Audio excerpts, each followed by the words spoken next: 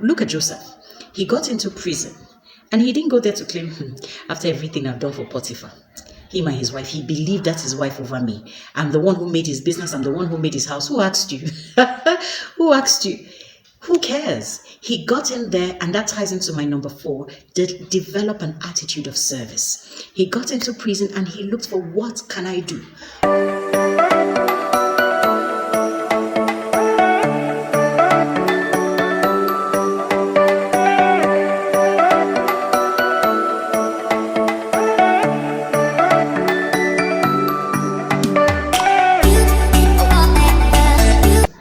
Hello guys, welcome back. So we've been talking a lot about manifestation, and so far we've talked about consistency, we've talked about your mindset, and we've talked about your words. And today we're going to be talking about the people in your circle, the people in your life, the people around you, the people you relate with, the people you hang out with, the people you talk to every day.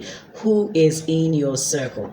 So as most of us probably know, when we talk about circles, you probably have the innermost circle, you probably have an outer circle, but not so out, and then you have the really out circle, acquaintances, people you just maybe walk across, maybe in your neighborhood or at work, but you don't really relate with. However, today I'll be talking about the most important people in your inner circle. So who are the 5 most important people that you relate with? These are the people you spend most of your time with. These are the people that you talk to. These are the people that you go to for advice. These are the people that you will run to if there's an issue. So the top 5, if you would just make a list of them, who are they? Because as the quote says, and I read, you are the combined average of the 5 people you associate with most, including the way you talk, walk, act, think, and dress. And this is a quote by Olson. I'll read it one more time. You are the combined average. You are the combined average. If you know math, start calculating. So if you were to rate everybody that you're relating with, if you were to rate them over 10 or over 100, divided by 5, that is the point where you are. So let me read it again. You are the combined average of the 5 people you associate with most, including the way you walk, the way you talk, the way you act, the way you think, the way you dress. So looking at those people, rate them on how they walk, talk, act, think, and dress, and then you find where you are. Let's do the math a bit. Okay, so let's assume that everybody you relate with, considering the fact that everybody has something they're still working on, let's agree that everybody you relate with is at a 90. All your top 5 people, the top 5 people that you talk to every day and you would eat with, dine with, hang out with. So your top 5 people, if they're all at a 90, if we add them all up, 90 times 5 gives us 450 divided by 5. That means you are also a 90. Now let's switch that up and mix it up a bit. Let's say one of them is at 100 and another person is at a 90. One person is at an 80. What total would that give us? So right now 80 and 90 give us 170 plus your 100, that is 270, right? And then you have 2 other people at 20. So 20 and 20 will make 40 plus your 270. 270 plus your 40 gives you a 310. If you were to divide that by 5, that means you are a 65.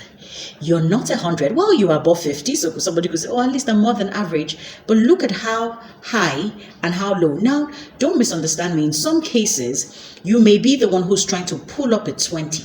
But in your innermost circle, remember I said, who do you go to for advice? Who do you talk to all the time? Who would you share ideas with? Who would you rub minds with? Who would you bounce your ideas off of? Is it the 20s? So probably in that your innermost circle, that 20 really shouldn't be there. Shouldn't be the person that you always talk with and share ideas with in terms of maybe making impact or what you want to accept to do in your own life. So the most people you want to have are people who are ahead of you, who are above you, people who will take you to where you want to go to. So look at how the 220s quickly bring you down all the way to 65. And mind you, the other 3 people were at 100, 90, and 80. So the tendency for the other 2 people to drag you down is a lot higher than for you to take them up, or for even other people to pull you out, because sometimes you even find that you're in a confused state of saying, okay, I don't know whether I'm going with these people or maybe these people are right. So you find yourself even being confused in what you want to choose. Let's look at a few biblical examples, and for you to see that the impact of the people in your circle really matters, so that you begin to think about auditing your circle, auditing who is in your. So those 5 people, auditing those 5 people that you would share ideas with. You're looking for who's going to take you far, who is going to help you to manifest your dreams, your goals, achieve all of them in 2024. So who are the people that you're going to be talking to in this year? Okay, so the first person we want to talk about is Lot and Abraham. Father Abraham and his nephew Lot. So Abraham was asked to leave his father's house to a land that God was going to show him. Now, on his way, he took his nephew Lot, and Abraham prospered on his journey. And we can see at a point, they both got so prosperous that the land couldn't take both of them. Now, they had to split ways, and Lot failed to recognize that his blessings and everything that he had probably had come as a result of his association with his uncle Abraham. And so at the time when they were asked to split, or at the time when they said, oh, rather than fighting, we need to go our separate ways, he did not ask for the input or the advice of his uncle. He looked and felt that of his own, he could make a decision, right? And then he chose wrongly. And we see that he lost everything by the time Sodom and Gomorrah was destroyed. So there are ways to preserve the associations that actually feed you, that sustain you, those associations that have gotten you to the point. And I will come to that. How do you nurture those associations, those relationships that are destiny aligned relationships for where you are going to? What do you put in place to nurture those relationships, to grow them, to keep them? So I will give you 5 points at the end of this video on how to do that. So another biblical example is the relationship or the association between Laban and Jacob. And truly, Laban acknowledged that he had been prosperous because of Jacob. So remember, Jacob had been taking care of his sheep and serving him, first of all, for 7 years in order to be able to marry his daughter Rachel, whom he actually loved. But Laban cheated him, gave him Leah, and then he had to serve another 7 years. So Laban enjoyed Jacob's relationship or association, and he prospered because of it. And he knew that it was because of Jacob that he had prospered. Another one is Potiphar and Pharaoh because of Joseph. Joseph had gone to Potiphar's house, and the Bible recorded that Potiphar looked around his house and realized that he didn't even have to look into any matter because the Lord was with Joseph. And because of that, his household was prosperous. When he got to Pharaoh's turn, when Pharaoh got in touch with Joseph, he handed over the entire country or the entire city, the whole of Egypt, he turned them over to Joseph and said, you would be in charge, and only in the matters relating to the throne will I be superior to you. So he handed over to him because he realized that he had the Spirit of God, he had the wisdom of God, and because of his association with him, the community or the country was going to prosper. So the relationships that you have is very important, but the question is, how do you recognize these relationships? How do you maximize them? What is your attitude in them? How do you get the best out of those relationships? And I'm going to share a few points with us, actually 5 points with us, on how to maximize the potential of every relationship that we are in, destiny aligned relationships, as I call them, how to maximize them. So the first thing you do to maximize your relationships is recognition and honor. Recognition and honor. You must recognize those relationships, that because this person has come into my life, ever since I met this person, I've gotten better. Our interactions make me better. I leave this person feeling fulfilled, feeling energized, feeling refueled. If this person is somebody who consistently drains you, then you need to also recognize that this person doesn't really add to me. So when you meet that person, you recognize that this person is an addition to me. You honor the person. If you look at the 3 biblical examples that we cited Laban and Jacob, Potiphar, Pharaoh, and Joseph, and the first one, Abraham and Lot. In Abraham and Lot's case, Lot did not recognize that he had been blessed because of Abraham. So he treated it casually, or felt like he had amassed wealth of his own will, of his own work and all of that. Maybe, but however, we can see that his separation from Abraham went downward. It was just a downward, he didn't progress much more afterwards. So it is important that you recognize, that you honor it, that you want to preserve such relationships and you honor the person. In the same way, Laban, even though he recognized, did not honor Jacob as he should have. And God rewarded rewarded Jacob eventually by giving him an idea in a vision or a dream. If you read that passage, you'll feel as if, okay, he just cheated him. That is Jacob cheating him back. But eventually he said that God showed him how to actually do what he did for him to be rewarded. Because first of all, he cheated him in the wife he was supposed to marry. And then eventually, when he said, okay, pay me back with the flock that are all speckled and spotted and all of that, he still cheated him out of that. He took out all those flock, gave them to his sons so that Jacob would not see those ones, and left very few of the ones that Jacob could not take out of based on the deal or the contract that they had, right? So he recognized, but he did not honor the person who he noticed or recognized had blessed him. Now come to Potiphar and Pharaoh's relationship with Joseph. Very funny ways, but I will come to the highest level of honor in those relationships. Now, Potiphar recognized. It's amazing to me that Potiphar's recognition of Joseph's addition to him. Potiphar was not like somebody you call a Christian or a believer. He was probably from a heathen nation. He was from Egypt. Yeah, Pharaoh is the king of Egypt. He was from Egypt, but he recognized that Joseph had the Spirit of God, and he made them the head of his house. And they said he did not look to anything except for the food that he had to eat. As far as he was concerned, this young man is blessed. He's a blessing to my household. He can do it. Let him do it. And he gave him the honor, made him the head of house. He was in charge of everything. However, an association was about to cost him another destiny-aligned association. In this case, it was his wife who was supposed to be his closest ally, who was supposed to be the closest association. So when I say your top five, your number one is definitely your spouse, is definitely the person that you choose to marry. Now, I am not a marriage coach. I am not a marriage counselor, so I am not even going there. But I'm just trying to show you, like I said in the illustration I gave you about doing the math, that even when you have one or two high associations, your 90s, your 95s, your 100s, your 20s, your 10s can pull you down from that level, can pull you down from where you're supposed to be on the level 90, level 100. So imagine a Potiphar. His household would have prospered. Everything would have been going well. If he had businesses, things would have been excelling off the charts. But for his wife, who had her own personal motive, what she personally wanted and wanted to derail Joseph. And thankfully, Joseph was a lot wiser because he had a future, a destiny that he was looking forward to, and he was not going to be distracted or put off from that track by Potiphar's wife. So it's very important who is in your life, because even those people who are dragging you back can take you away from where God is taking you to. So let's talk about Pharaoh, right? Now, Pharaoh meets Joseph for the first time. He has dreams. Joseph interprets the dreams. And without wasting time, Pharaoh goes, who else can we find in this entire country or in this entire city that the Spirit of the Lord is upon just as it is upon you? Who else can have a solution? Who else is wiser? And sharply, he didn't say, okay, so that is, okay, just talk to my magicians, tell them what to do, tell them what to do, tell the wise men, gather them, train them, and he recognized it, and he honored it instantly. He gave him his signet ring, he put on his robe, he gave him the spare chariot, he gave everything.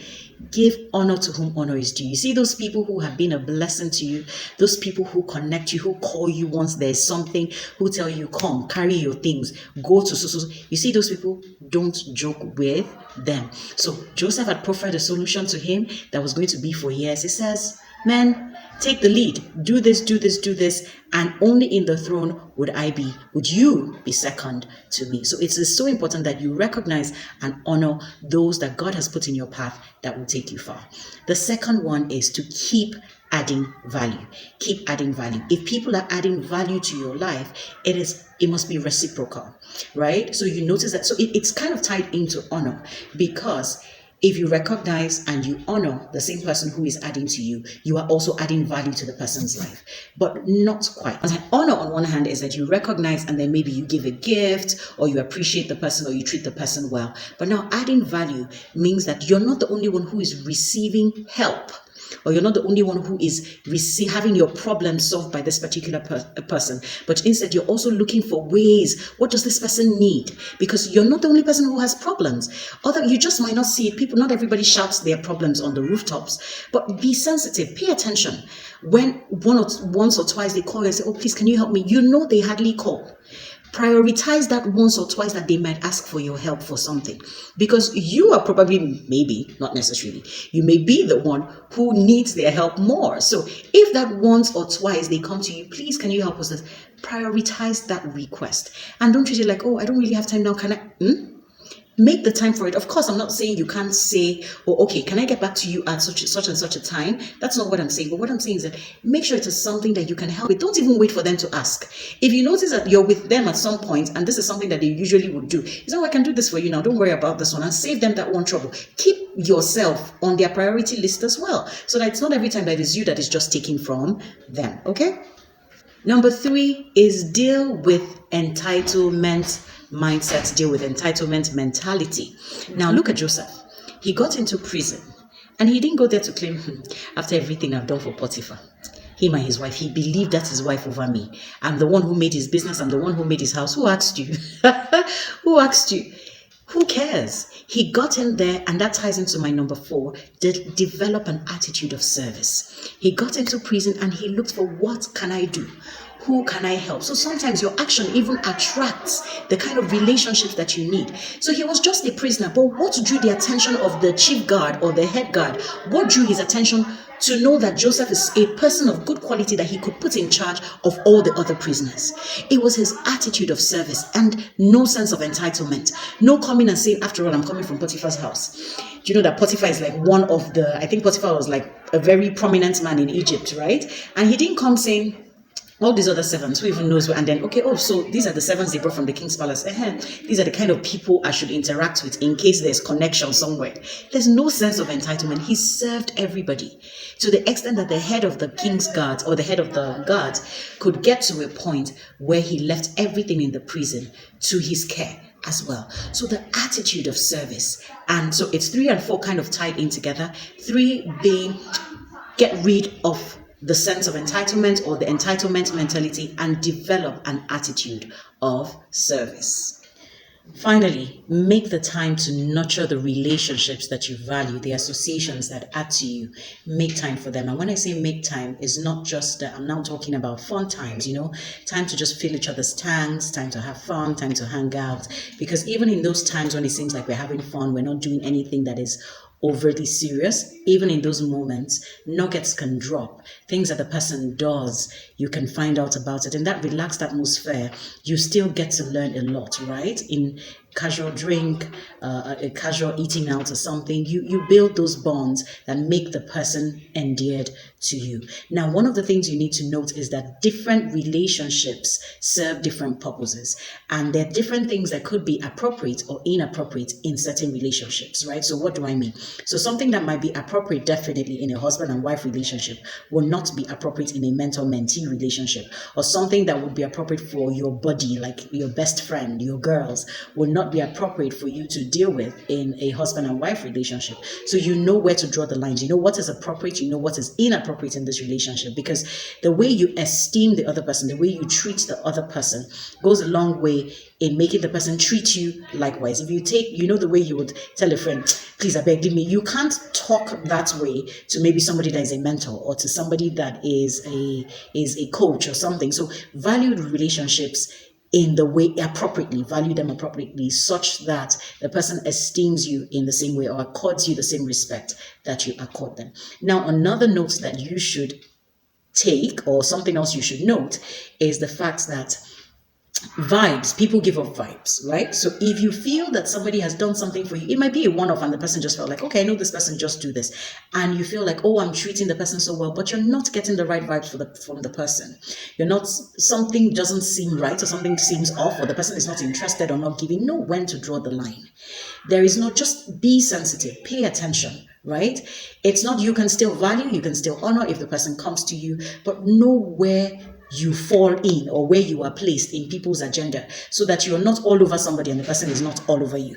Do you understand? So what do I mean? You are all over somebody and then the person couldn't care less, right? About whether you are there or not. You call, you visit, and then you start to become a burden to the person. So it's also important that you pay attention to the vibes that people are giving to you, so that you can keep your own space and maintain your peace, right? And protect your heart, right? So these things really matter.